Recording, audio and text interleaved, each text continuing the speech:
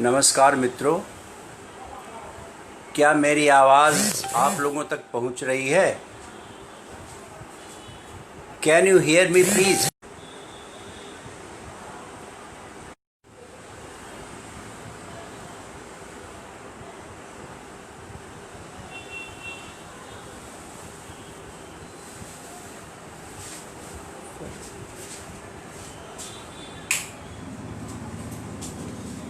क्या आप लोग मुझे सुन पा रहे हैं?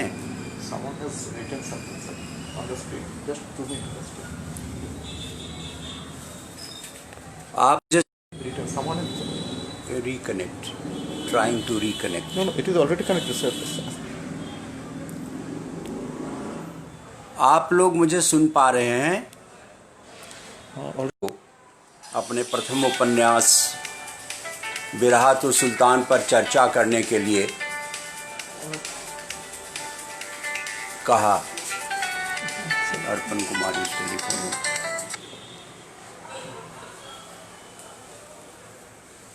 तो मित्रों, पहले अपना परिचय दे लूं।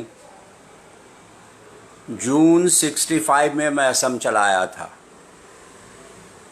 ये ज़ला-वतनी हमारी अपनी चुनी हुई थी और तब से एक में प्रकाश में आई हैं 9 हिंदी की और 5 अंग्रेज़ी की, जिसमें 2 उपन्यास हिंदी में हैं, 1 उपन्यास अंग्रेज़ी में है और तीसरा उपन्यास जो इस बिरहा लिखा जा चुका है।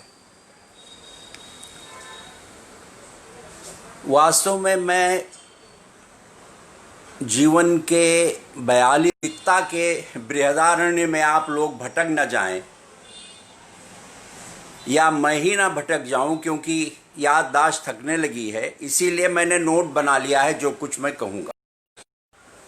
इस कहने को संभव बना रहे हैं हमारे कवि मित्र अतनु दे साहब, जो इंजीनियर हैं पेशे से, और अपने श्रोताओं को पाकर, जिसमें हमारे घर के लोग भी शामिल हैं, हमारे साहित्यिक मित्र भी हैं, परिवार के लोग हैं, बलरामपुर के हमारे अपने।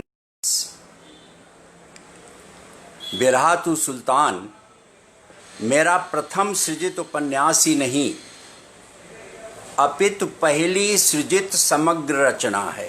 पहली सृजित समग्र रचना। यद्यपि ये मेरी चौथी प्रकाशित कृति है। किसी लेखक की पहली रचना किसी पुरुष के प्रथम प्रेम और वो अनुभूति इतनी आध्यात्मिक और जटिल होती है कि वो शिल्प और विधा की सीमाओं का अतिक्रमण कर जाती है। जब मैंने इस उपन्यास को लिखना शुरू, आप लोगों को सुनकर खुशी होगी, इस उपन्यास को मैंने उस कलम से, हरी स्याही से लिखा जिसे मेरे अनन्य मित्र और पत्नी नीरजा के चचेरे भाई प्रदीप कुमार मिश्र ने मुझे उपहार में दिया था। ये भी एक विचित्र संयोग था कि 1981 में जब मैं आदरणीय दिल्ली से लौटने लगा, मेरी सबसे छोटी साली डॉक्टर राधा मिश्रा शर्मा और मेरे स्नेह संबंधी चिरंजीव चंद्रेश कुमार शर्मा ने 99 में जब ये BR पब्लिशिंग कारपोरेशन दिल्ली से छपा, तो मालिक मित्तल साहब ने मेरे अनुरोध पर राधा के जन्मदिन पर इसकी पहली प्रति मेरी तरफ से दी दिल्ली में। शायद आप ये जानना चाहें कि इस उपन्यास का जन्म कैसे। ये बात जानने के लिए किशोर किशोरियों की बात ही क्या, वृद्ध स्त्री पुरुष भी आतुर होंगे। ये बताना मुश्किल है कि किसी छोटी या बड़ी कृति का जन्म कैसे हुआ। मैं एक गैर शायर और अदीब होने के गुण लेकर पैदा होता है। मैंने अपने बचपन में सामंती युग की कुछ सुविधाओं का लाभ उठाया था और बलरामपुर छोड़ने के बाद जब गोरखपुर आया, उस सामंती युग के अपचय को मैंने बहुत निर्धन प्रेमिक और धनाढ्य प्रेयसियों की कहानियां दिखाती रही हैं, लेकिन मैं गत सदी के 6ठे दशक से ही ये कल्पना करने लगा था कि यदि कोई दरिद्र सामंत का बेटा किसी श्रीमंत की लड़की को दिल दे बैठे तब किस तरह की प्रेम कथा कही जा सकती है। ऐसे धर्मयुग में प्रकाशित होने लगा धारावाहिक रूप से, तो उसको पढ़ के और रोया मैं। एक रोमांटिक नावल गुरुदेव रवींद्रनाथ टैगोर की शेर कविता, उसका हिंदी अनुवाद जुदाई की शाम मैंने पढ़ रखा था, और उसका आकर्षण भी हमारे लिए बहुत प्रबल था।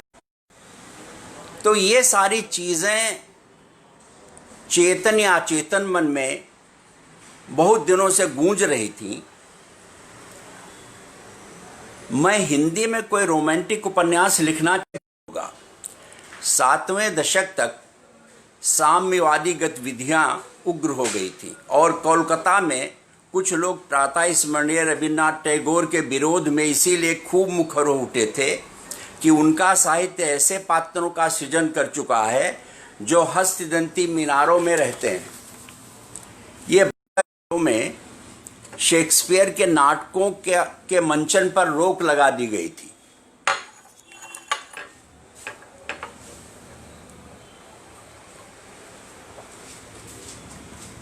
धन्यवाद। ओमा शर्मा साहब नमस्कार, आप सुन रहे हैं हमें। चीन में शेक्सपियर के केवल एक नाटक पर रोक नहीं लगा था, और वो था the merchant of Venice. Critic लोग कहते हैं कि जितनी रोमांटिक कॉमेडीज हैं शेक्सपियर की, उनमें मर्चेंट ऑफ वेनिस सबसे उच्च स्तर की कॉमेडी है। और ऊपर से आप मर्चेंट ऑफ केवल इस चीज की व्याख्या की गई है कि मनुष्य का संपत्ति और अर्थ के प्रति क्या दृष्टिकोण होना चाहिए। मैं ना दक्षिणपंथी हूं ना वामपंथी, लेकिन एक चीज को शिद्दत से महसूस करता हूं कि ये आर्थिक पक्ष जो है मनुष्य का, वो बहुत ही प्रधान होता है। और हर रिश्ते तो शायद दुनिया में ट्रेजेडी नहीं होती और सही अर्थों में कॉमेडी भी नहीं होती। एक और दिक्कत मेरे साथ थी, एक बार फिर सागा ऑफ ए ब्रैगेट।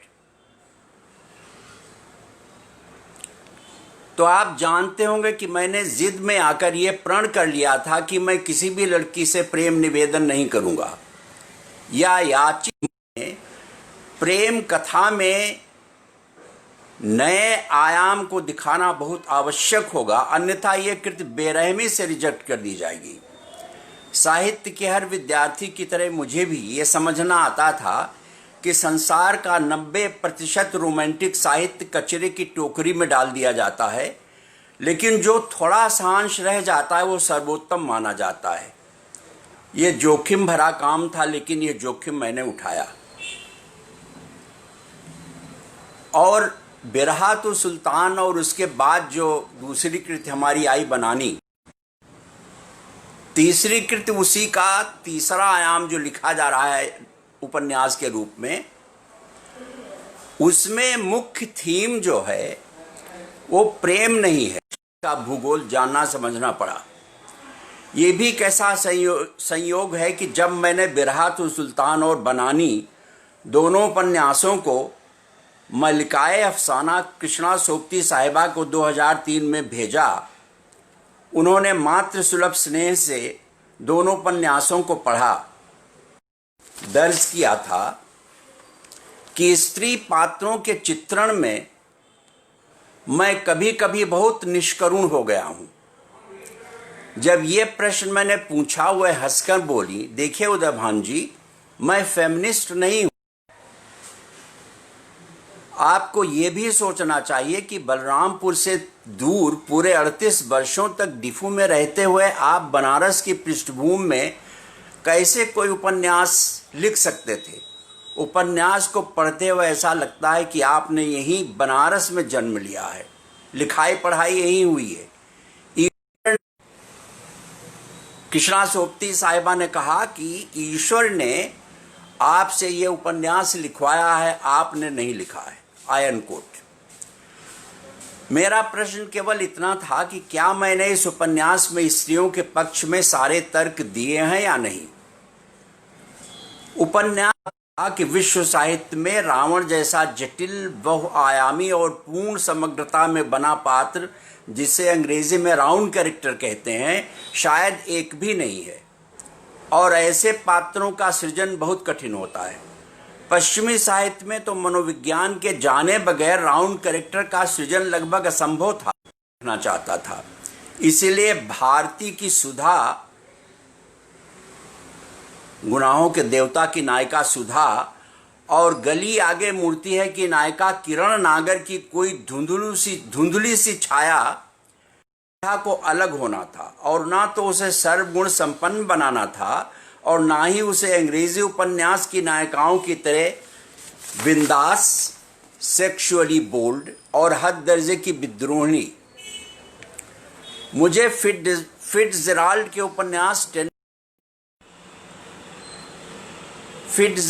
उपन्यास टेंडर इज द नाइट की नायिका रोजमेरी व्हाइट भी बहुत अच्छी लगती थी, लेकिन शायद अपनी प्रगल्भता में तुलसी के मानस की सीता को मैं हर साहित्य की किताबों में और जीवन में भी, शायद स्निग्धा के पात्र में उस लाजवंती सीता को मेरी कल्पना ने खोज लिया था, जिसके बारे में तुलसी ने कहा था, लोचन जल रहा लोचन कोना, मानव परम कृपण कर सोना।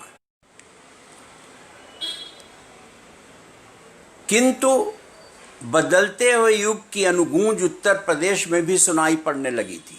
छठे दशक में अमेरिका की लड़कियां सुंदर लड़कों से विवाह करने से कतराने लगी थी, और प्रसिद्ध समाजशास्त्री और मेरे गुरु प्रोफेसर सत्यमित्र दुबे साहब ने मुझे बताया था कि 7वें दशक में उत्तर भारत की सुशिक्षित और संपन्न लड़कियां भी सुंदर लड़कों से फ्लर्ट तो कर सकती थीं, किंतु शादी के लिए शुचिता के बावजूद आपाद मस्तक बुरी स्त्रियां हैं, क्योंकि केवल यौन शुचिता से काम चलने वाला नहीं। पश्चिम के जिस साहित्य को मैंने पढ़ा और पढ़ाया था, उससे सीखने में कोई कठिनाई नहीं हुई कि संसार के पश्चिमी साहित्य को पढ़कर यह समझने में कोई कठिनाई नहीं हुई कि संसार के छोटे और बड़े साहित्यकार वास्तविक जीवन के पात्रों की तर्ज पर अपने नाटक, कहानी, उपन्यास के पात्रों का समालोचकों ने बार बार यह बात दोहराई है कि W.B. येट्स की बहुत सारी कविताएं उनकी दो वास्तविक नारी पात्र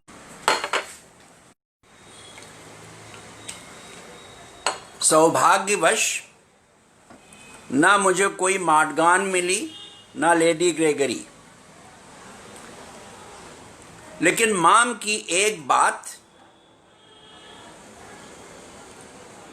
मैं अब समझ पा रहा हूं।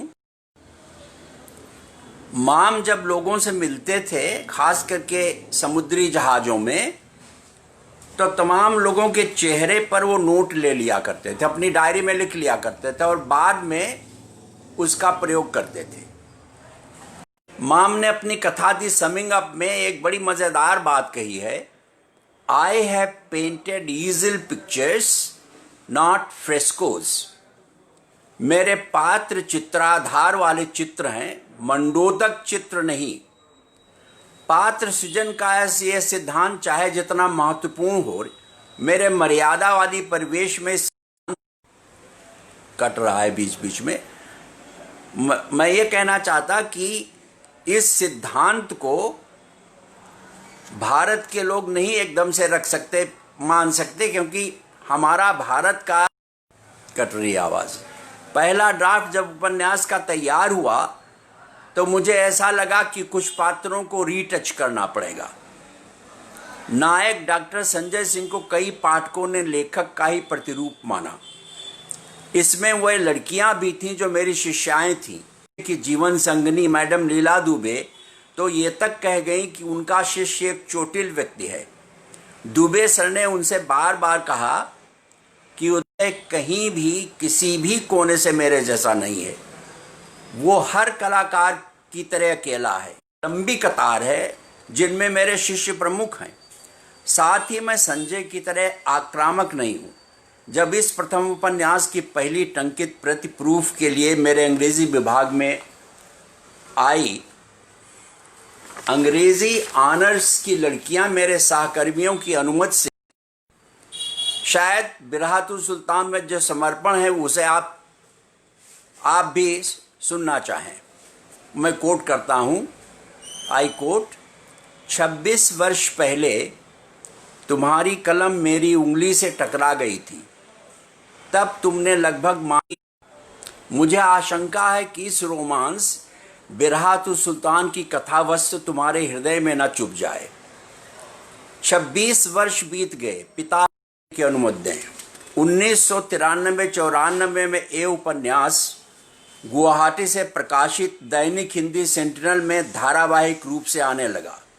मेरे गृह नगर डिफू के कुछ हिंदी भाषी सज्जनों ने मुझे जी भरकर असीसा और इसे मेरी आत्मकथा कहा। मेरे एक पत्रकार मित्र प्रशांत कुमार मिश्र, महिला पाठकों को स्निग्धा के व्यक्तित्व में मुखरित मातृत्व के गुण बहुत अच्छे लगे। नागालैंड की एक लड़की ने स्निग्धा की कई दशक बाद वो हिंदी फिल्म आई जिसमें सुष्मिता सेन गोविंदा को प्यार से मेरा बच्चा कहे, और मेरी विभिन्न कथा कृतियों में वो नाना रूपों में अवतरित होती है। मेरे दूसरे उपन्यास बनानी की पांडुलिपि पढ़कर मेरे गुरु प्रोफेसर प्रताप सिंह साहब ने मुझसे कहा था कि तुमने बनानी को अनावश्यक स्पेस दे दिया, जबकि हर कोण से स्निग्धा बनानी से कहीं बेहतर नारी है। She is a complete woman, वो पूर्ण नारी है। तो ये मैं आपको बता रहा था बहुत इशारों में कि हमारे दोनों पर BR पब्लिशिंग कारपोरेशन दिल्ली से आया और बनानी जो हिंदी बुक सेंटर से 2004 में आया, ये दोनों उपन्यास पढ़ा गया। कई लोगों ने मुझसे ये कहा कि नायक की पत्नी सौम्या में एक ऐसा व्यक्तित्व छुपा है जो सैडिस्ट यानी पीड़क कामी है या दूसरों को पीड़ा देकर विकृत आनंद पाने वाला है। इसीलिए मुझे दूसरे उपन्यास बनानी में सौम्या पर एक पृथक अध्याय लिखना पड़ा। बिरहातुल सुल्तान के शिल्प के विषय में मेरा ये सोचना है कि मेरी कल्पना के साथ साथ मिलान कुंदेरा की शैली मुझे बहुत अच्छी लगी। एक अध्याय में एक पात्र कहानी कहता है और दूसरे अध्याय में भावना है कि एक पात्र दूसरे पात्र को यदि चाहे तो डिकॉन्स्ट्रक्ट कर सकता है। यहाँ नैरेटिव तटस्थ रहेगा और रचना का आयाम ऑब्जेक्टिविटी से ओतप्रोत होगा। पहले उपन्यास की कहानी स्निग्धा शुरू करती है और उसका अंत भी उसी के अध्याय से होता है। मेरे उपन्यास को मेरे दो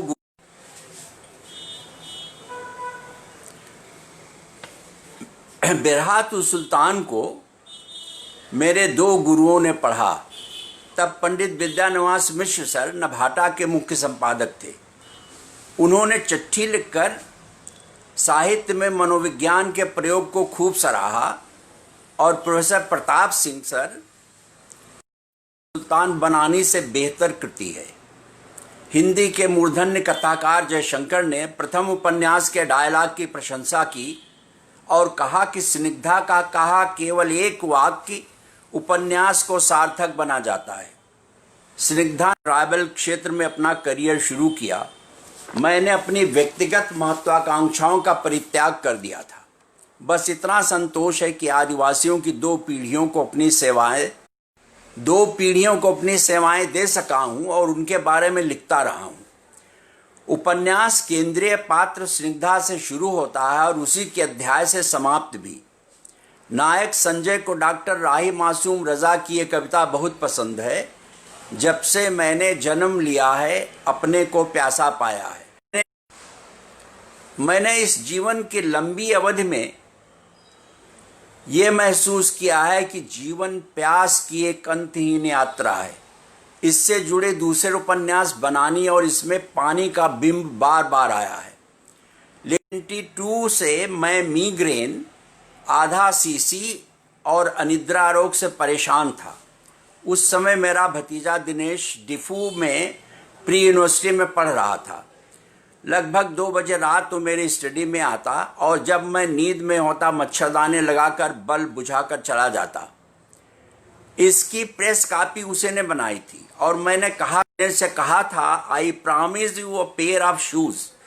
लेकिन तब कॉलेज के प्रोफेसर्स की तनख्वाहें इतनी कम हुआ करती थी कि मैं अपना यह वादा 1989 में ही पूरा कर। और जब मैं उसे लिख रहा था, मेरी बच्ची का ये मन था कि मैं उसे गोदी में उठाऊं और पूरे परिसर में घुमाऊं। उसे मेरे सहकर्मी बहुत प्यार करते थे और तब वो केवल असमिया जानती थी। मैंने उसे बनावटी गुस्से से देखा और वो चली गई। घंटे भर की मशक्क़त के बाद जब वो सीन पूरा हुआ, मैंने पत्नी से पूछा ऋचा कहाँ है।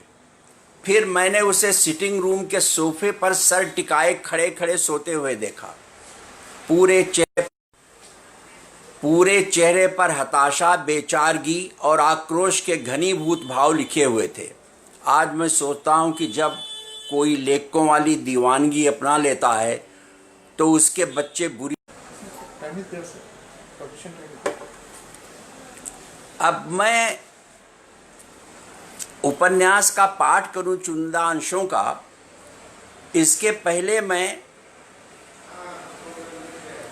2 बातें। थीम जो थी बिराहतुल सुल्तान की थीम, मनुष्य का संपत्ति से, पूंजी से क्या संबंध होता है, ये थीम ऐसी थी कि जिसने मेरे व्यक्तित्व को हिलाकर रख दिया। और बिराहतुल सुल्तान ने मुझसे 2 और उपन्यास लिखवाए। दूसरा उपन्यास बनानी था और बनानी का लोकेल पूरा चेंज हुआ।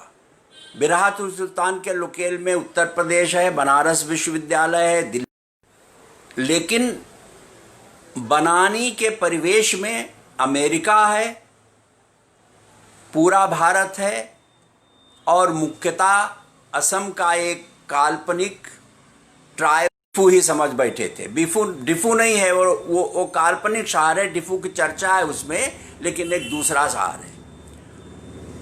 तो जब 2004 में हिंदी बुक सेंटर से बनानी छपकर आया तो उसकी काफ़ी अच्छी आलोचना हुई, स्वागत हुआ। Yes, it's all right.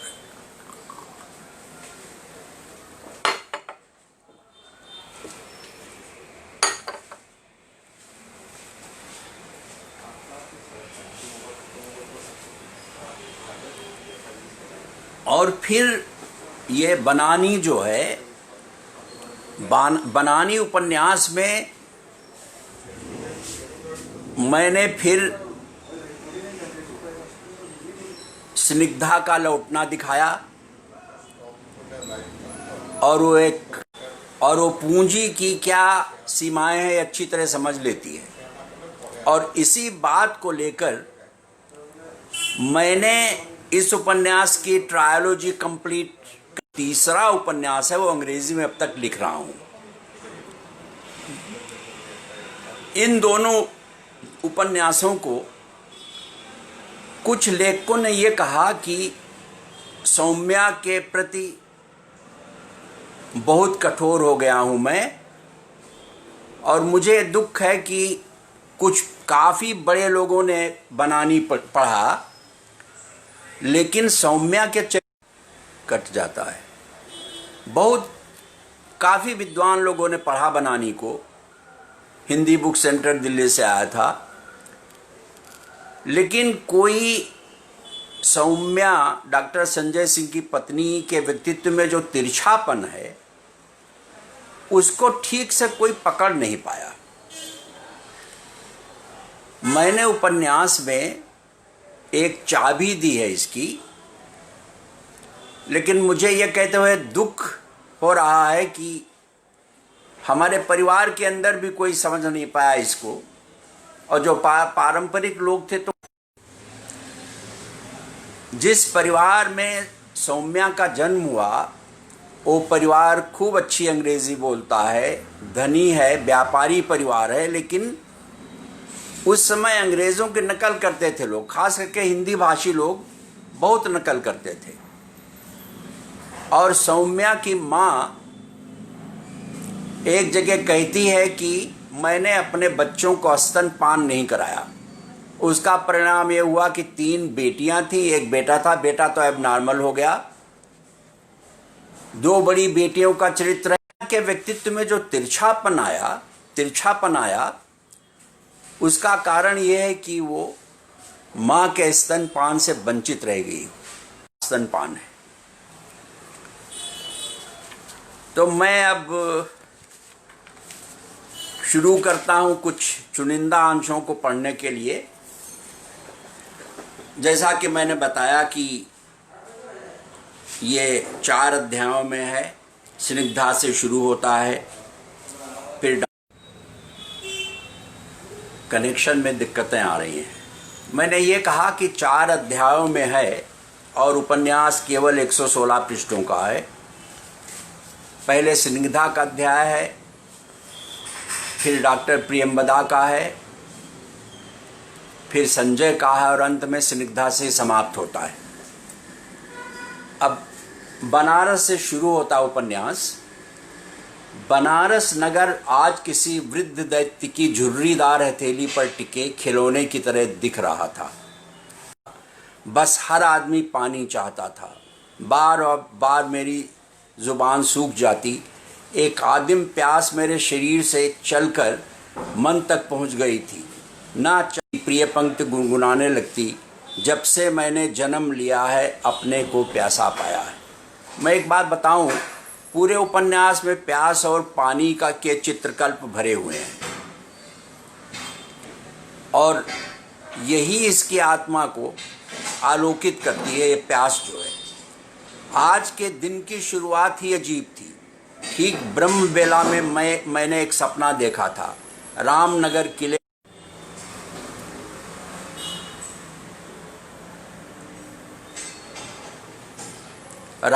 किले के परिसर में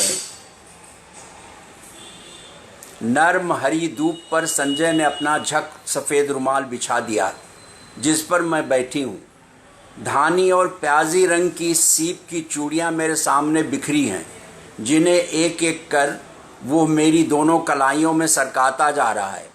अचानक कोई ज़ोर ज़ोर से हंसने लगता है, एक विद्रूप भरी हंसी, और मैं देखती हूँ कि संजय बजाज स्कूटर पर सौम्या दीदी को बिठाए कहीं जा रहा है। फिर चूड़ी कौन पहना रहा है? और कोई नेपथ्य से बोलता है, जब से मैंने जन्म लिया है अपने को प्यासा पाया है। मैं एक सदमे के साथ महसूसती हूँ कि यह संजय की आवाज़ है और सब धुआं सा था। पूजा, संगीत, टेलीविज़न की फिल्म, किसी से भी चैन नहीं मिली थी। बाबूजी बम्बई गए थे और माँ संकट मोचन। अचानक कार बेल बज उठी। बाहर डाकिया था, दिल्ली की कोई रजिस्टर्ड चिट्ठी लिए। मैंने लपक कर चिट्ठी ली और एक सांस में पड़ गई। प्रिय स्निग्धा जी, अपने मरीज डॉक्टर संजय सिंह, आपके ब्रदर इन एम्स की डॉक्टर प्रियंवदा की चिट्ठी पढ़ रहा था। इन दिनों डॉक्टर संजय सिंह आयुर्विज्ञान संस्थान के मनोचिकित्सा विभाग में अपना इलाज करवा रहे हैं। काफ़ी परिश्रम के बाद उन्हें कुछ आराम मिला है। रोगी के पूर्ण स्वास्थ्य लाभ के लिए आप सभी लोगों, खास करके आपके सहयोग की ज़रूरत है। हो सके तो आप लोग एक दिन के लिए यहाँ चले आएँ। फिलहाल संलग्न प्रश्नावली भरकर भेज दें। ये एक नितांत पूर्ण सहयोग देने की कृपा करेंगे। विभाग हर बात गोपनीय रखेगा। संजय के स्वास्थ्य एवं दीर्घ जीवन के लिए आप लोगों की सदाशयता की आशा में, आपकी डॉक्टर प्रियंवदा। पत्र हाथ से छूटकर ज़मीन पर नहीं गिरा था, ना ही आंखों से आंसू निकले थे। बस एक हूक सी उठी थी और मन में अपराध बोध का दंश भीतर तक डस गया था। पत्र को अपनी किताबों के जंगल में छुपा कर रख दिया और निढाल होकर बिस्तर पर पड़ गई। कोशिश करने पर भी आंखें गीली नहीं हुई, केवल उनकी भीड़। सबसे पहले विदाई की बेला ही याद आई। हम दोनों दशाश्वमेध से रामनगर की ओर जा रहे थे। एक शरीफ बूढ़ा माझी नाव चला रहा था। मैंने कहा था, develop elephant skin Sanjay, rough it all, किसी तरह झेल जाओ ये सब। तुम इतने जज्बाती हो इसीलिए सफ़र करते हो। और वो बोला था, कितना बर्दाश्त किया जाए, खाल तो खाल ही है, चाहे वो आदमी की हो या हाथी की। और उसका चेहरा बुझ सा गया था। उसकी कवितामयी आंखों में एक गहन अवसाद घिराया था, ऐसा अवसाद जो जड़ था, अजर अमर लगता था। मुझे उन आंखों में कितने मासूम सपने तिरते दिखे थे, जिन्हें मैंने बड़े रेशमी और परिष्कृत और एकाध बचे खुचे सपनों को सौम्या दीदी ने पांव तले राउंड डाला था। अपने वातानुकूलित कमरे में बिस्तर पर औंधे मुंह पड़ी मैं तड़पती रही। यादों के एक झटके 6 साल पीछे ढकेल दिया। तब मैं एक अल्हड़ किशोरी हुआ करती थी, जब उसे पहली बार बाबूजी की स्टडी में देखा था। उदार सुहृद एवं विद्या व्यसनी बाबूजी को किस्म किस्म के विद्यार्थियों को जोड़ने की हॉबी है। कोई जो एथी की टेक लगाकर अपनी हिंदी को भोजपुरी में बना देता है, तो कोई विदेश से आया क्रू कट, हिप्पी कट बालों, घंटा लंबी पैंटों और हरे कृष्ण शैली के परिधान में लिपटा आध्यात्मिक शांति की तलाश में भटकता नवयुवक। बाबूजी इन सबको सहेज लेते, गरीब लड़कों को पार्ट टाइम जॉब या ट्यूशन दिलवाते और अपने पुस्तकों पांडुलिपियों से जूझते रहते। संजय के खूब गोरे रंग, भूरे बाल और भूरी आंखों को देखकर पहले ऐसा लगा था, ये चला सकते हो, हाँ डिस्कनेक्ट।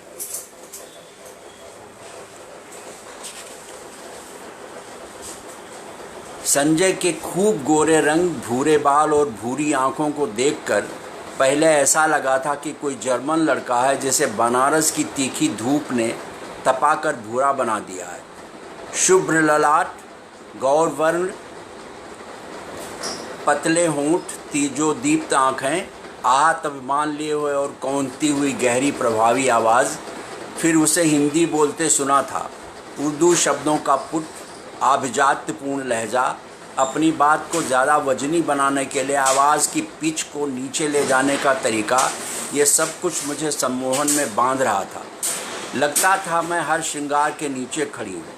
उसकी मसें भीग रही थीं और कपड़ों में क्रीज खड़ा कर दिया है। दिक्कत तो ये है बेटे कि तुम्हारे चेहरे पर लिखा हुआ है कि तुम किसी बड़े बाप के बेटे हो, और ट्यूशन तुम्हारे लिए महज एक तफरीह की चीज़ है।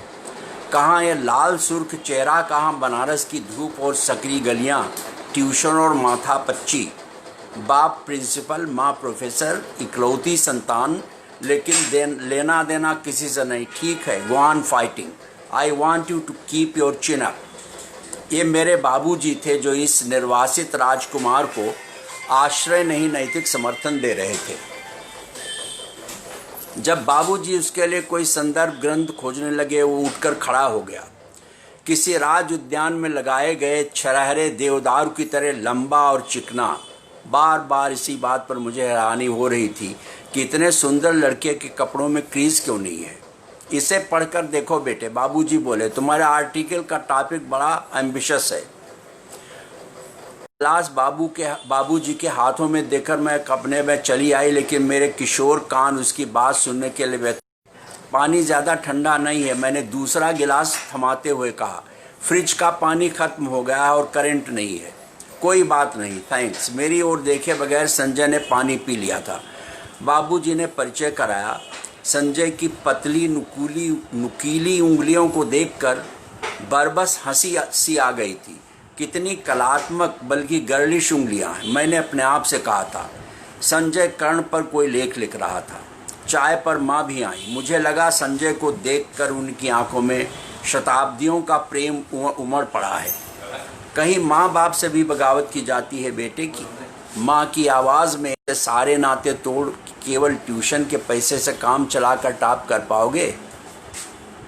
बाबूजी पीढ़ी अंतराल और परिवार विघटन पर अपनी बात स्पष्ट कर रहे थे। संजय बातचीत के दौरान सबसे ज़्यादा माँ से ही मुखातिब रहा।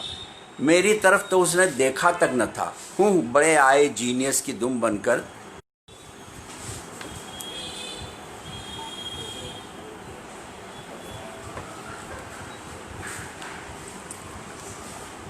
बड़े आए हैं जीनियस की दुम बनकर। मैंने आपसे कहा था सूर्यवंशी राजपूत को अपनी सुंदरता पर बड़ा घमंड है, लगता है दुनिया में इन जैसा कोई दूसरा नहीं। किंतु थोड़ी देर बाद उस पर दया आ गई थी।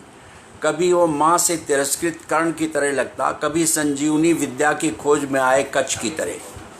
क्या कच्छ की ही तरह वो मुझ देवयानी का प्रणय निवेदन ठुकरा कर जीवन संग्राम में खप जाएगा? उन दिनों मेरा किसान, कहाँ इतने संपन्न व्यक्तित्व का स्वामी संजय, कहाँ दुबली पतली सांवली मुख्तसर सी मैं स्निग्धा। ये सब सोचकर मैं छुई मुई हुई जा रही थी। मैंने निर्वासित राजकुमार को देखा था, ठीक इसी जगह वो खड़ा हुआ था, उस दिन अजनबी बनकर, लेकिन आज मेरे मन प्राणों में एक अंधड़ सा उठ खड़ा हुआ। अब वहाँ टिक पाना बहुत मुश्किल था।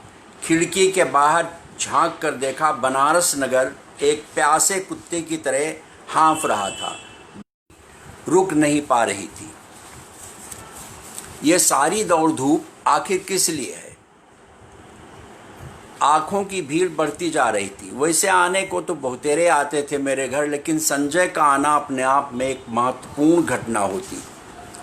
उसकी आवाज़ सुनते ही माँ उसकी ओर लपकती, जैसे गैया रम्हाती हुई अपने बछड़े की तरफ भागती है।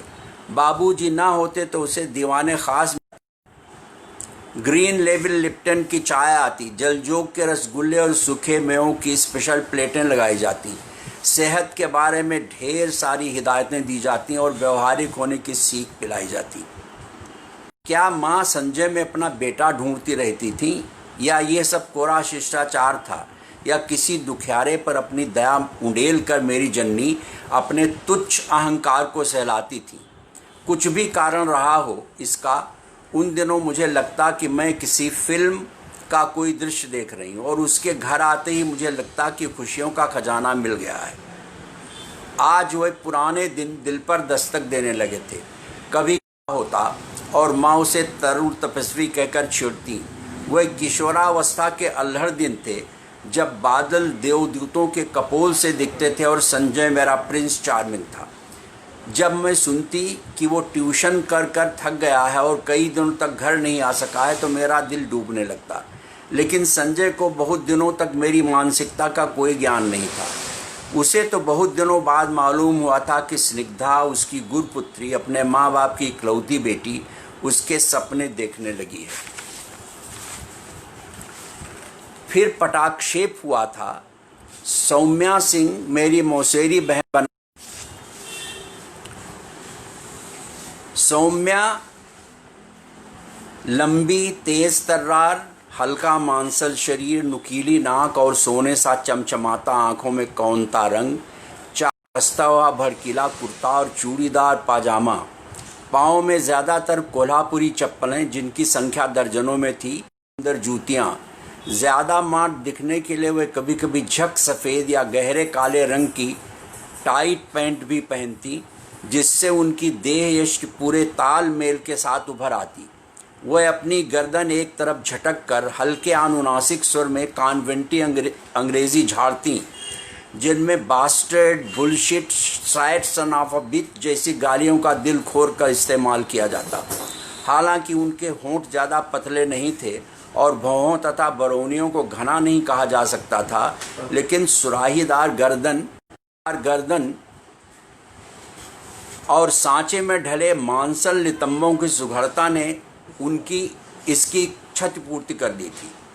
उनसे मेरा रक्त संबंध था और भाई बहन रहती थी, लेकिन उनके साथ में कभी भी सहज न हो पाई थी। ना तो उनका अप्रतिम सौंदर्य ही मेरे मन को जुड़ाता था और ना ही ऊपर से ओढ़ा हुआ वो आभिजात्य जो केवल 2 पीढ़ी पुराना था।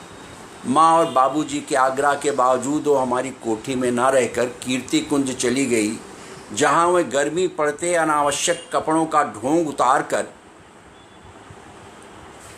निहायत मुख्तसर कपड़े उन्हें पहली पोजीशन मिली थी और सारा छात्रावास उन्हें एक पढ़ाकू लड़की के रूप में जानने लगा था। लेकिन मेरे बाबूजी के पास वो शिकायत कई बार आई कि सौम्या ने हॉस्टल की आया को चांटा मारा है। छेड़छाड़ करने वाले किसी पंजाबी छात्र को ठोक कर वह डेंजरस ब्यूटी के उपाधि से विभूषित कर दी गई थी।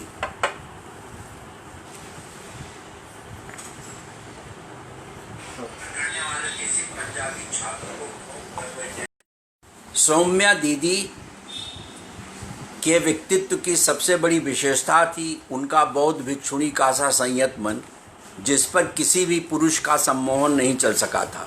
संस्कृत विभाग के एक सुदर्शन शोध था, उसकी एक प्रतिमा पढ़कर दंग रह गई थी। उन्होंने लिखा था, डॉक्टर उडबी नागेश्वर, साले तुम्हें गिद्ध नोचें। लव लेटर लिखने के पहले लंका मोहल्ले के नापदान में झांक कर अपनी शक्ल तो देख ली होती, बंदर की औलाद। सूरज के पास पहुंच जाऊं इच्छाए नीच पतंगे की। आगे बढ़ता हूं। मेरे पूरे परिवार में केवल माँ थी जो सौम्या को अच्छी लगती थी। बाबूजी के प्रति उनका व्यवहार बड़ा औपचारिक था। मुझे ये पूरी कोशिश के साथ कॉम्प्लेक्शन कॉन्शियस करती रहती थी। मेरे धनी मानी अर्ध शिक्षित मौसा जी के पितामह किसी अंग्रेज व्यापारी के दरबान थे। उनके पिता द्वितीय विश्व युद्ध में ठेके और रेशम के धंधे में माला माल हो उठे थे। मौसा जी ने खानदानी व्यापार के साथ चिकनवर की साड़ियों का निर्यात कर बेशुमार दौलत जोड़ी थी। वह उच्च शिक्षा माँ के आग्रह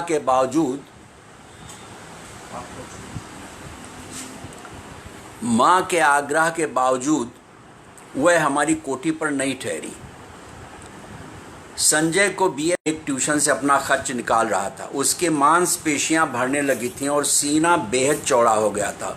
उसे देखकर माँ निहाल हो जाती, आंखों में गर्व भरकर मुस्कुराती, मानो कहना चाह रही हूँ, बड़े सुंदर दिख रहे हो, काश तुम मेरे बेटे होते। संजय अब तक एक भास्वर धूमकेतु की तरह पूरे विश्वविद्यालय पर छा गया था। हर तरफ उसी की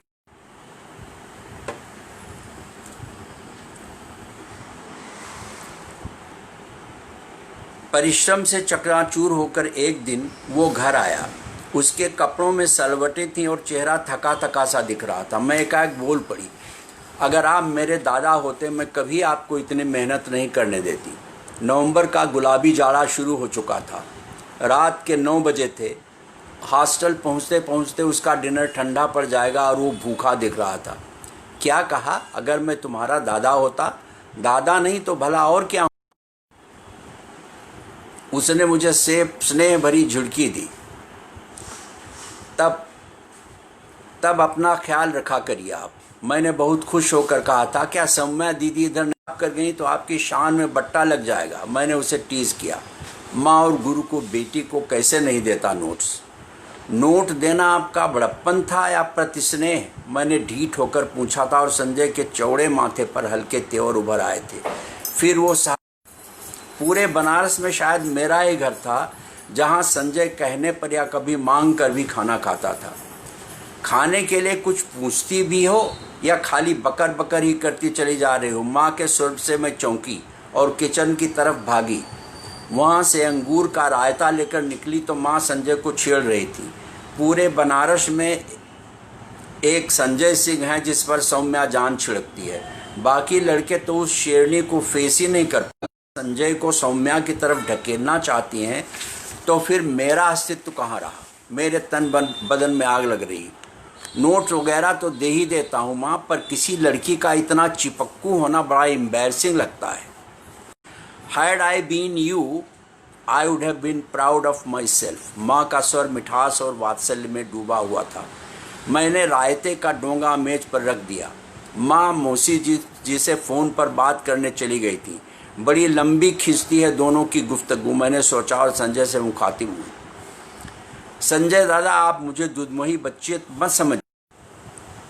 आजकल ज्योति कुंज, कीर्ति कुंज, पूरी यूनिवर्सिटी में संजय सौम्या की दिलदार जोड़ी की भरपूर चर्चा है। संजय ने मुझे अर्थपूर्ण दृष्टि से देखा पर बोला कुछ नहीं।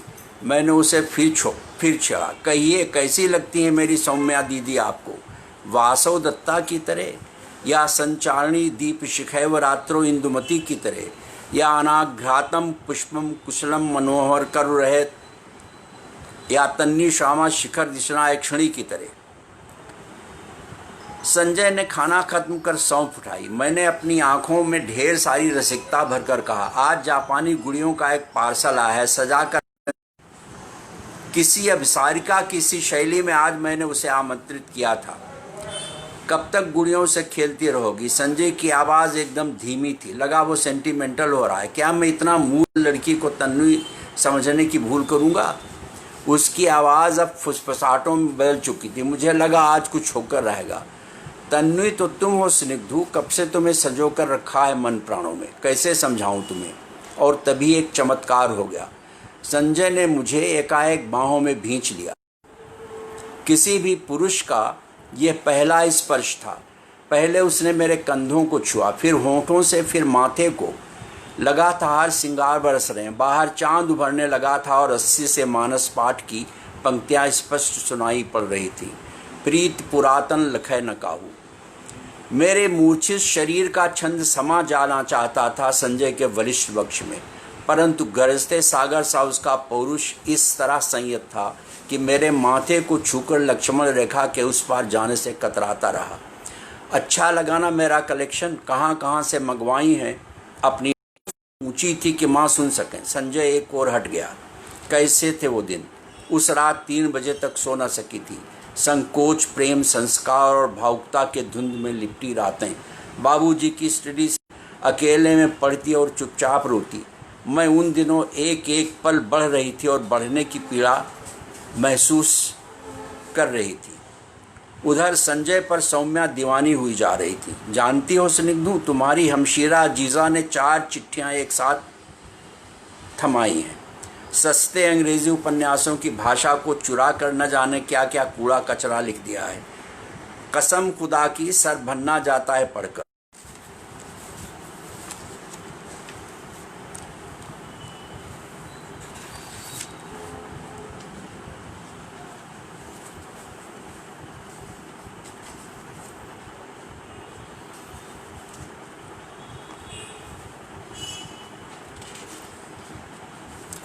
कमरे के एयर कंडीशनर की आवाज़ मेरी यादों को गड्ढमड्ढ नहीं बना पा रही है। सम्मोहन की तरह स्मृतियों का प्रभाव मन प्राणों पर छाया जा रहा है।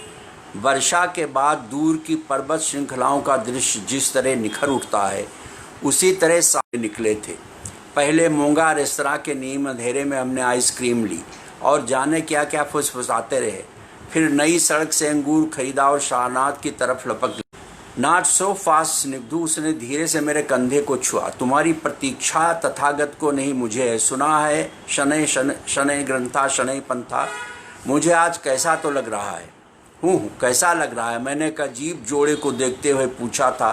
चपटी नाक और आबनूसी रंग वाला एक लड़का अपनी निहायत दिलकश दुल्हन के साथ घूमने निकला था। अपना दाहिना हाथ अचानक मेरे कटी प्रदेश में डाल दिया था। अब तक पांडेपुरा के आसपास थे। सड़क पर ज़्यादा ट्रैफिक नहीं थी। धीरे धीरे उसके हाथ का कसाव अशिथिल होता जा रहा था। अदृश्य ओझल हो जाने के लिए अधीर किसी सपने सा बरसने को लालायित बादल के मृगछौने की तरह वो मुझ पर झुका रहा था। मैं भी बौरा सी गई थी उस तरुण तपस्वी के इस व्यवहार से। उसने छंद पूरा किया। स्पर्शः पुरा परिचितो नियतम सएव संजीवनस्य मन मूर्छा मानंद नंदेन जड़ता पुनरातोत नीति। अच्छा, तो ये बात है सूर्यवंश शिरोमण।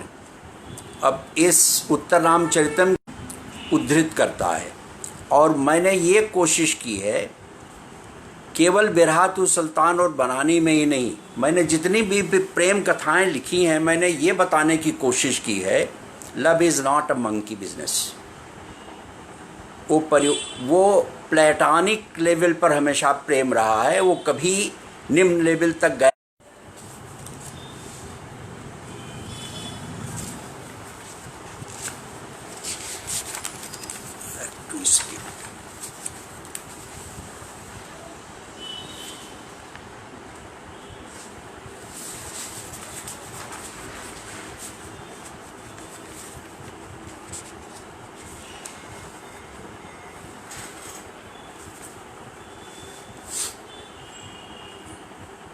सारनाथ ले जाना चाहता था। मैंने जोगिया रंग की साड़ी पर सफ़ेद ब्लाउज पहना था। कोल्हापुरी चप्पलों और शांत निकेतनी पर्स ने मेरी वेशभूषा को एक फिनिशिंग टच दिया था। जूड़ा ना बनाकर अपने काले घने बहता था को रिबन में बांधकर रिबन में बांधकर मैंने खुला छोड़ दिया था। आज मैं रोज की तरह चाहक नहीं रही थी। मन में कुछ उमड़ घुमड़ रहा था। माँ की कल की बात से स्पष्ट था कि मेरी और संजय की राहें अलग हैं। मणि मुक्ताओं से लदे जहाज से भी अधिक मूल्यवान उसका सामूहिक पता। दिमाग पर बच्चन की पंक्ति पथिक प्यार से पीना इसको फिर न मिलेगी मधुशाला बार बार दस्तक दे रही थी। जब मैं कार की चाबी लेने बाबूजी की स्टडी में पहुंची, वह संजय को एक अर्थपूर्ण दृश्य देख रहे थे।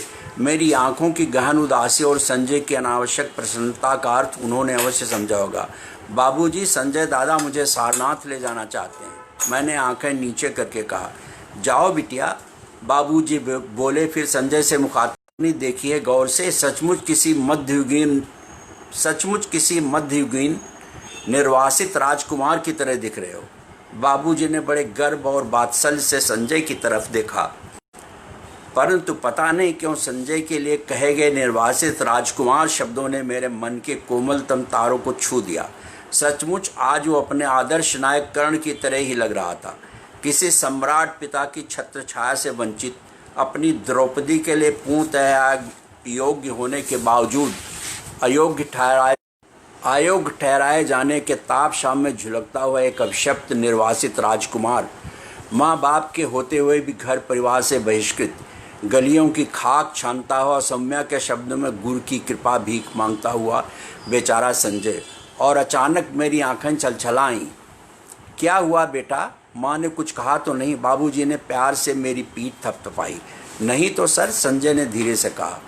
She is actually very tired, poor soul. Exam के समय रात भर चेयर पर बैठी रहती थी, बाबूजी ने कहा और अपनी आंखें संदर्भ ग्रंथ पर टिका दी। मैं अपने पाठकों से समीक्षकों की ये राय शेयर करना चाहता हूँ। कुछ लोगों ने इसकी शिकायत की कि बिरहातु सुल्तान में अंग हुआ है। असल बात तो ये है कि उत्तर प्रदेश का जो हायर मिडिल क्लास है और एरिस्टोक्रेटिक क्लास है, उसकी भाषा ही ऐसी है। और स्त्रियां जो भाषा बोलती हैं वो तो एकदम अलग भाषा है। वो अपने लिए जिन क्रियाओं का प्रयोग करती हैं वो पुल्लिंग की क्रियाएं। हायर मिडिल क्लास की यूपी की कोई शिक्षित स्त्री नहीं कहेगी कि मैं बाजार जा रहा हूँ। वो कहेगी, कहीं कहीं तो अंग्रेजी भाषा का प्रयोग विद्रूप पैदा करने के लिए किया गया है, ताकि पाठक जान जाएं। ये बताते हुए मुझे कुछ अजीब लगता है कि अंग्रेज़ी भाषा, डॉक्टर राम मनोहर लोहिया कहते थे कि अंग्रेज़ी भाषा बड़ी बेवफा भाषा है, फेथलेस लैंग्वेज।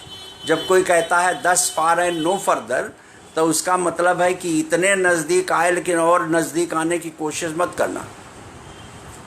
तो जीवन की विद्रूप ऐसी भाषा का प्रयोग किया है जहाँ पर हायर मिडिल क्लास के लोग अंग्रेज़ी शब्दों का प्रयोग कुछ ज़्यादा ही हिंदी के साथ करते हैं।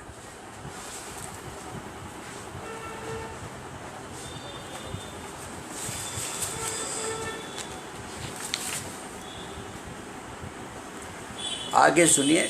नवंबर का महीना शुरू हो गया था। विश्वविद्यालय परिसर के उद्यान फूलों से भर गए थे। मेरे अपने घर के लान में काले और पीले गुलाब के पेड़, जो संजय खुद फैज़ाबाद से लाया था, जी भरकर फूले थे, परंतु उनकी मदिर गंध अब मेरे प्राणों में केवल पीड़ा उंडेलती थी। अब वह सारी जगह जहाँ कभी खाने लगी थी। एक दिन साइकियाट्री वार्ड के पास सौम्या को देखकर मैं दंग रह गई थी। खुशियों का खजाना लूट कर भी लोग साइकियाट्री वार्ड में क्यों आते हैं भला, मैंने सोचा। और अरे भाई, बड़ी आफत है। तुम्हारे इंटेलेक्चुअल जीजा जी की शिकायत है कि उन्हें नींद नहीं आती। हाउ फसी दीज मेल बास्टर्ड्स आर। नींद नहीं आती, मैं सहम गई थी, लेकिन अपने चेहरे को कस लिया था। शादी के बाद तो निद्रा रोग भी ठीक हो जाता है। कैसे हैं हमारे पूज्य जीजा जी, जो मन वांछित गोरी चिट्टी प्रेसी पत्नी को पाकर भी परेशान रहते हैं। अपने मन की ग्लानि छुपाने के लिए मैंने पूरी बात हंसी में उड़ा देने की कोशिश की थी, लेकिन सौम्या ने मुझे अपनी आग्नेय दृष्टि और तेज जबान से काट कर रख दिया था। पता नहीं किसी सांवली सलोनी महबूबा के हाथ अपना दिल गिरवी रख। तुम्हें पता है, इतिहास में प्रेयसियां हमेशा पत्नियों से कम सुंदर हुई हैं, क्लोपेट्रा की तरह, लेकिन उन परमदाओं ने हमेशा पत्नियों की नींद हराम की। और ये तो एक किताबी कीड़े ठहरे, अब गए होंगे बेचारे। The poor devil must be earning for a change of taste. After all, Rajput का बेटा ठहरा, एक को सुलाएगा 10 को जगाए, एक औरत से कहाँ मन भरेगा। सौम्या ने एक टकसाली गाली का प्रयोग किया और उसका निहायत खूबसूरत चेहरा गुस्से से बेहद घिनौना लगने लगा। चुप रहने के सिवा मेरे सामने कोई दूसरा चारा नहीं। जीजा जी हमारी दीदी को रात भर सोने नहीं देते और फिर नींद न आने की शिकायत करते रहते हैं, मैंने शोक लहजे में और अंत में डॉक्टर संजय सिंह अपना त्याग पत्र देता है। त्याग पत्र देता है क्योंकि सौम्या ने संजय सिंह के आत्मसम्मान पर प्रहार किया है। और जब यह बात पता चलती है तो और उनकी पत्नी दोनों बात करने चले जाते हैं सौम्या के पास कि संजय से माफ़ी मांग ले और त्याग पत्र, वो अपना रिजिग्नेशन लेटर उन्हीं से बात करो, चाहो तो दोनों पिक्चर भी आ जाए। तुम्हारे सामने बात करने से पेचीदगी बढ़ेगी, लेकिन मैं हाथ जोड़ती हूँ, एक बार और सोच कर देखो। माँ ने कहा था। कार लेकर ड्राइवर लौट आया और बोला, बड़की बिटिया से डिबेट शुरू हो गई बा। अब हम दोनों भी बाहर निकल पड़े, नाव पकड़ी और रामनगर की ओर चल पड़े। तो अब बनारस छोड़ रहे हो ना? मैंने उदास होकर, सब भूल जाएंगे। माँ के प्रति उसकी अंधभक्ति देखकर मैं चिढ़ गई थी।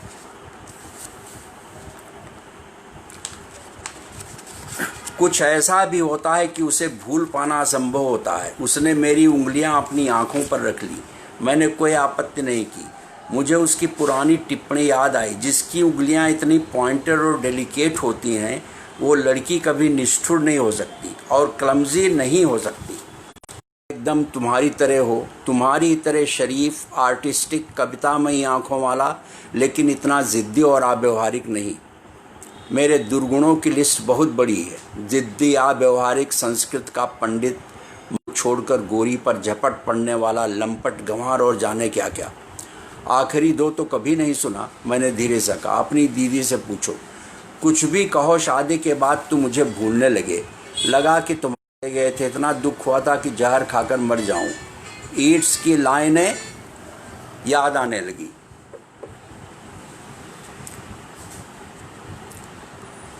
Your eyes that were never weary of mine are bound in sorrow under pendulous lids, because our love is waning.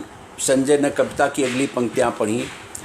Although our love is waning, let us stand by the lone border of the lake once more.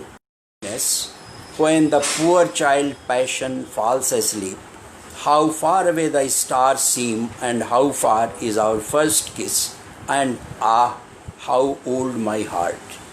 और मैंने नहीं बनारस के घाटों की सुंदरता देखी थी, लेकिन आज की बात ही और थी। उदासी से भरी ये संध्या अपने में एक अतिरिक्त सुंदरता लिए हुए थी। आज त्रयोदशी थी।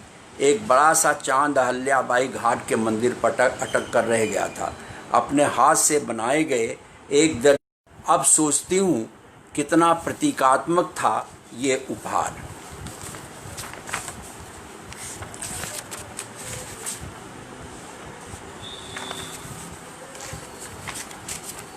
अब डॉक्टर प्रियंबदा का अध्याय पूरा छोड़ देता हूँ।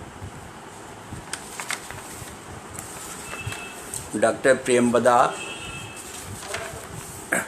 संजय को स्वास्थ्य से लाभ कराती हैं और फिर उसको बनारस भेज देती हैं एम्स में।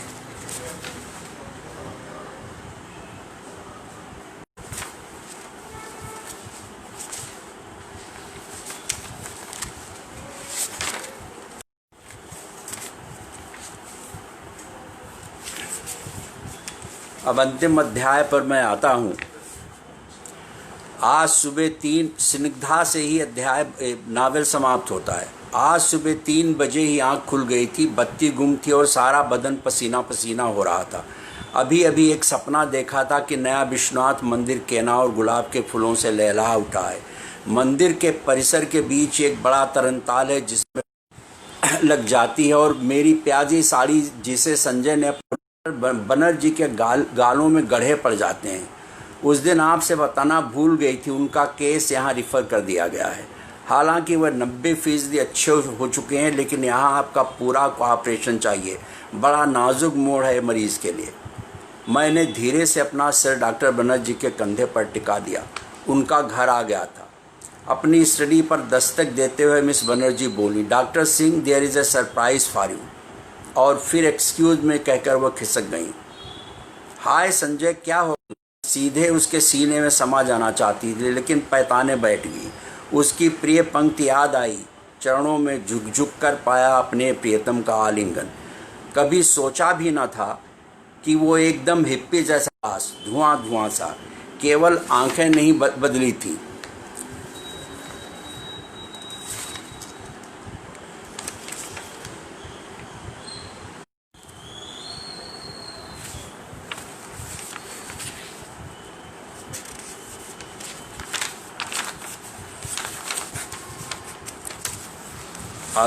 अब स्निग्धा संजय की ओर नज़दीक आती है और वो साथ ही साथ उसकी शादी की तैयारियां भी शुरू हो जाती हैं। अब मेरे पाठक शायद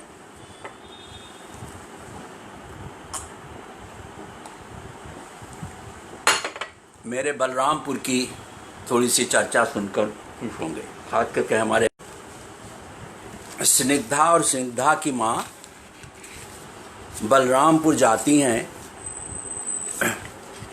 और तय करने की इनिशिएटिव लेती हैं।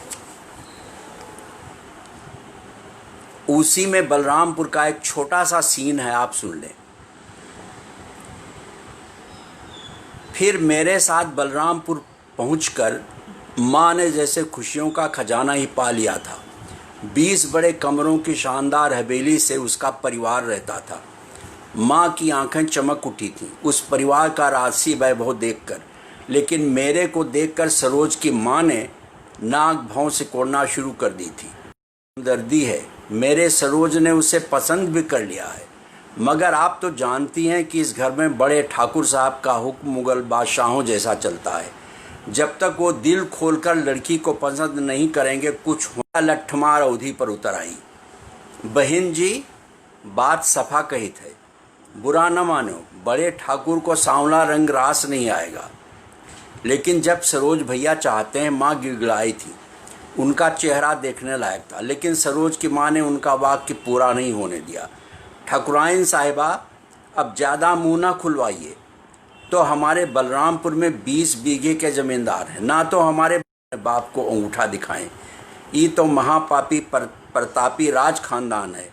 हमारे ससुर जी तो काले सांवले रंग वाले नौकर भी नहीं रखते थे। इट्स टू मच ऑफ ए चीक, मैंने धीरे से कहा था और मेरा चेहरा आंसुओं से तर हो गया था। लेकिन चलते चलते भी बुढ़िया की कतरनी जैसी जुबान नहीं रुकी थी। अब बहन जी, अमा बुरा मालिक कौन बात है। हमरे एक टुटपुंजिया रिश्तेदार हैं जो अपनी सुंदर और जिलाधीशों से करते हैं। हम लोगों के कहने पर और दान दक्षिणा पाने पर शायद वह सांवली लड़की को भी सिरिज लेंगे।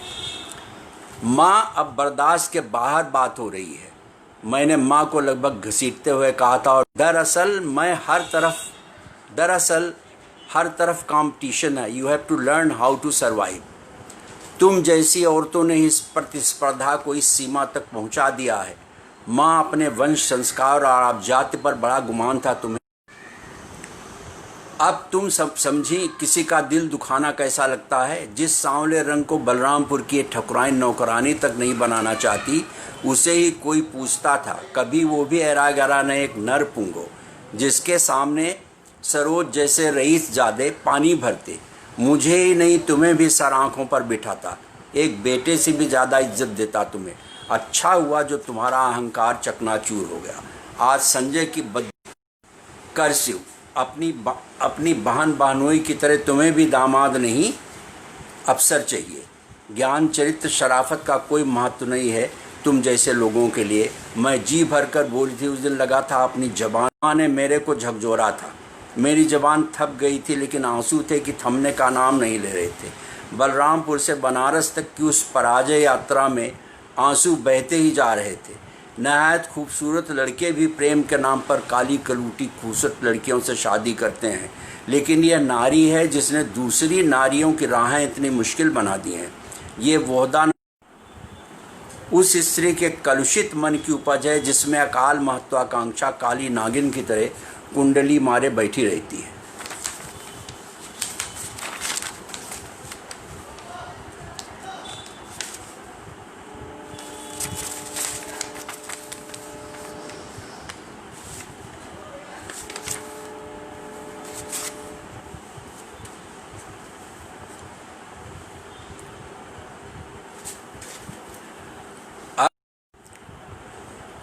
अब मैं स्निग्धा के अध्याय का वो अंश पढ़ना चाहता हूँ जिसको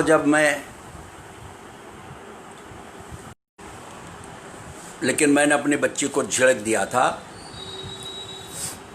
अब संजय और स्निग्धा दशाश्वमेध घाट से राम होता है। संजय ने स्वीकृति दे दी। अब तक उसकी सेहत काफ़ी सुधर गई थी। डॉक्टर ने उसे नियामिड और लार्जेक्टिल खाना बंद करवा दिया था। वो मेरे गाए भजनों का टेप सुन कर अब सो सकता था। हमारी नाव अहिल्याबाई घाट की ओर बढ़ रही थी। संजय को मैंने अंगूर का एक गुच्छा टुंगा दिया था, लेकिन मुझे लगा तट पर अचानक रेत का बगुला साए साए कर उठा। दक्षिण में बादल का एक चौड़ा हाथ दिखाई पड़ा जो धीरे धीरे वामन भगवान के कद की तरह बृहदाकार होता गया। बादलों के घटाटोप ने सूरज के जवान उद्धत चेहरे को ढांप लिया। बिहार के समय बदली छाती तो संजय के मुंह से अचानक रामचरितमानस की ये पंक्ति निकल पड़ती, करत जाहि छाया जलद, निर्वासित रा सूर्यवंशी हूँ ना। लेकिन संजय आज बादलों को देखकर तनिक भी प्रसन्न ना हुआ। वो गंगा पार की उस रेत को गौर से देख रहा था जो छोटे मोटे पहाड़ों के आकार में ऊंची ऊंची उठ रही थी। धीरे धीरे दक्षिण दिशा अंधकार से भर गई और गंगा का पानी ऊपर लहराने लगा जैसे गोल्डन बीच का समुद्र हो। लगता है यह साधारण तूफान नहीं है। मैंने संजय की ओर डरी सहमी निगाहों से देखा। संजय ने धीरे से ये पंक्तियां पढ़ी। एक दिन कहाँ को तृण सा मुझको जान, उड़ा ले जाएगा दिन एक किसी मरुका पौवान महान। इन्हें हरिवंश राय बच्चन याद आए और मुझे लगता है आज कुछ अनिष्ट होकर रहेगा। मैंने कुछ झुंझलाहट के साथ खुद से कहा, भगवान ना करें कहीं कुछ हो गया तो न केवल संजय का दुधमुहा बेटा अनाथ होगा, बल्कि मुझे भी कलंकनी और खलनायक। दून एक्सप्रेस चली जा रही थी। संजय मुझसे बात करते करते अचानक चुप हो जाता और उसकी गहन अवसाद से भरी आंखें मुझ पर टिक जाती। लगता वो दिवा स्वप्न में खो गया है। मुझे बेन जॉनसन की पंक्तियां सदा याद हो आई। Drink to me only with thine eyes and I will place with mine or leave a kiss but in the cup and I will not look for wine. मैंने एक मुखौटा पहन लिया था, लेकिन अंदर जो उथल पथल मची थी उसे संभाल पाना बड़ा मुश्किल था।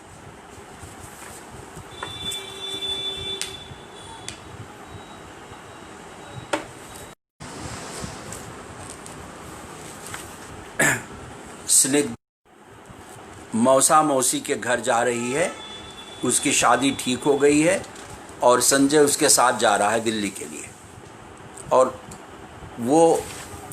वो दोनों चारबाग स्टेशन पर पहुंचते हैं तो अचानक स्निग्धा को अपने मौसा जी की आवाज़ सुनाई पड़ती है और वो धीरे से संजय के जाके हम लोगों ने बनारस से लखनऊ तक की यात्रा साथ साथ कर दी है। उसके आगे मैं पढ़ता हूँ,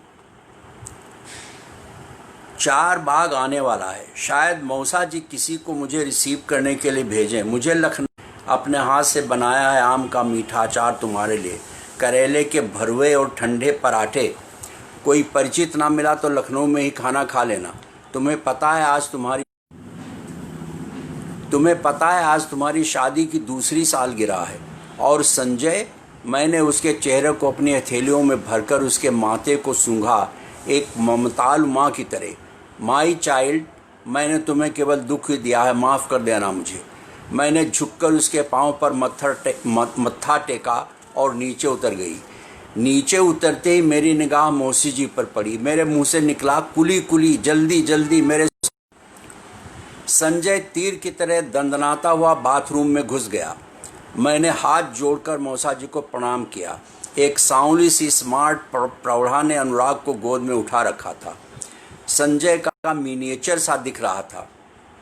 बच्चा, भूरे मुलायम से बाल, पतली छरेरी उंगलियां, बुर्राक गोरा रंग और कुछ कुछ कवितामयी आंखें।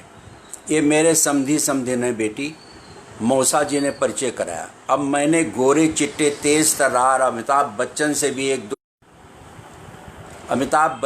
भी एक दो सेंटीमीटर लंबे संजय पिताश्री को देखा। मैं दोनों के पाँव की तरफ झुकी तो मुझे लगा गोरे ठाकुर मुझे नोच कर खा जाएंगे। आप स्निग्धा हैं ना?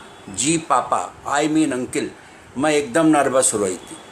हम लोग बहुत दिनों से परेशान हैं, संजय की माँ ने कहा। दिल्ली गए तो पता चला उसे डिस्चार्ज कर दिया गया है। वो परेशान। पहाड़ उसे हमेशा अच्छे लगते थे। आज सोते हैं देहरादून जाकर पता लगाएंगी। मेरा बेटा पता नहीं कहाँ कहाँ भटक रहा अनाथ की तरह। बेटी, बनारस में उसका आता पता मिला। कुछ सुना? तुम्हारी माँ को बहुत मानता है। मैं कुछ बोल पाती। मुझे आग्नेय नेत्रों से देखा, जैसे कहना चाह रहे हो कि इसी पापी ने मेरे बेटे को अभिशप्त आत्मा की तरह भटकाया। मेरे कातर मन ने कहा कि उंगली के एक इशारे से बाथरूम दिखा दूं और उनके खोए बेटे को वापस दे दूं उन्हें, लेकिन मेरे अंतर का राक्षस अट्ठहास कर उठा। मेरा देवता उसके पैरों के नीचे लुंठित हो गया था। मैंने अपने सुर को यथासंभव स्वाभाविक बनाते हुए कहा, नहीं मम्मी, आंटी, बाबूजी बराबर बाहर जा दिखे। साहब, आपका कंपार्टमेंट दूसरी तरफ है, कुली ने उन्हें सूचना दी। मैंने अनुराग को अपनी गोद में लिया और पागलों की तरह उसे चूमने लगी। वह लोग दूसरी ओर बढ़ चले। संजय की माँ की बूझ जिसे झेल पाना कठिन था। अचानक खोमचे वालों की आवाज़ें तेज़ हो गईं। पास के किसी मंदिर से शंख और घंटियों की अनुगूंज सुनाई पड़ी। अनुराग को मौसा जी ने गोद में उठा लिया। मंदिर में रामचरितमानस का तिरने लगा, अधम ते अधम, अधम अति नारी। तो बिरहा तू सुल्तान का ये अंतिम पृष्ठ है। और यहाँ पर मेरे पाठकों ने दो विरोध मुझसे जनाया। हमारे ज़्यादातर जो ऐसे बंगाली मित्र हैं जो सेंट्रल स्कूलों के प्रोडक्ट हैं और उनकी काफ़ी अच्छी हिंदी है, उन्होंने कहा कि संजय पर बहुत क्रूर हो। संजय को उपन्यास के अंत में टॉयलेट में बंद कर देना ये बहुत ही हृदयहीन व्यवहार है। It's a heartless behaviour of the writer. और शिकायत की कि तुलसी की वो चौपाई कोट की गई है। उपन्यास उस चौपाई पर ख़त्म होता है जिसमें स्त्रियों को अधम बताया गया है। अधम ते अधम, अधम अति नारी। इन दोनों प्रश्नों का उत्तर अगर आप पढ़ेंगे मेरे उपन्यास को तो आपको मिल जाएगा। बनानी उपन्यास लिखना पड़ा जब मेरे दोनों बच्चे बहुत बीमार थे, और बनानी इससे स्वतंत्र उपन्यास भी है और इसका पूरक भी है। और जब बनानी प्रकाशित हुआ उसके बाद मुझे लगा कि स्निग्धा का रोल अभी ख़त्म नहीं हुआ है। तो बनानी जैसे पूर्वोत्तर भारत के लोकेल में है, वो तीसरा उपन्यास जिसे मैं अंग्रेज़ी में लिख रहा हूँ, इसलिए तीसरे उपन्यास को मैं अंग्रेज़ी में लिख रहा हूँ। उसका कैप्शन होगा when the poor child passion falls asleep। 70% काम ख़त्म हो गया है।